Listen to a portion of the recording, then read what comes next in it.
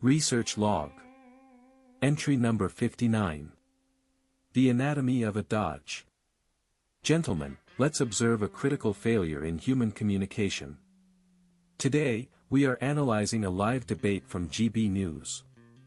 The setup is simple, a panel is discussing trans rights, public space, and media framing.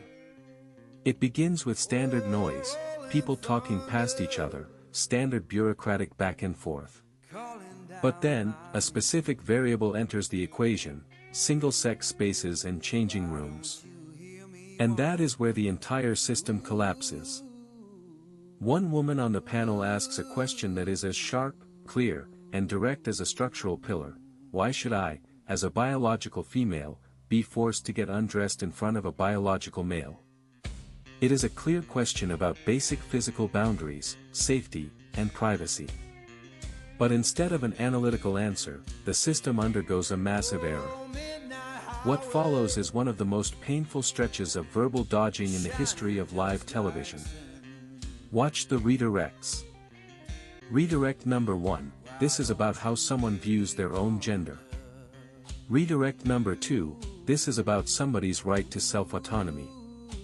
Redirect number 3, a trans woman is a woman. Notice the mechanics, colleagues. Not a single one of these statements addresses the actual question. The speaker is panic-shifting the conversation to a completely different, abstract timeline. He is trying to change the rules of the grid because the real-world question threatens his entire ideological software. But to her absolute credit, the woman does not budge.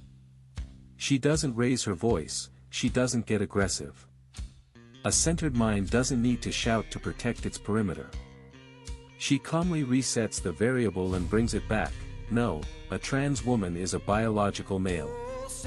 So I am asking you again, why should I be forced to get undressed in front of a biological male? Watching someone refuse to be talked around by corporate HR speak is a masterclass in psychological stability. Then comes the classic defense mechanism of a collapsing narrative: but nobody is making you do that, Michelle. An attempt to neutralize the problem by pretending it doesn't exist. But the system is immediately hit with a hard data packet. She brings up a real-world NHS court case where nurses are literally taking legal action because they were forced into gender-neutral changing rooms with biological males. The hypothetical defense is instantly destroyed by reality. When backed into a corner by raw biological facts, the ideological script runs out of memory. The final response is a total surrender of logic: well, trans women are women. That is my opinion, and we have to agree to disagree. But as Michelle sharply points out, it's not you that has to then get naked in front of someone of the opposite biological sex against your will. It's always us women that have to suck it up.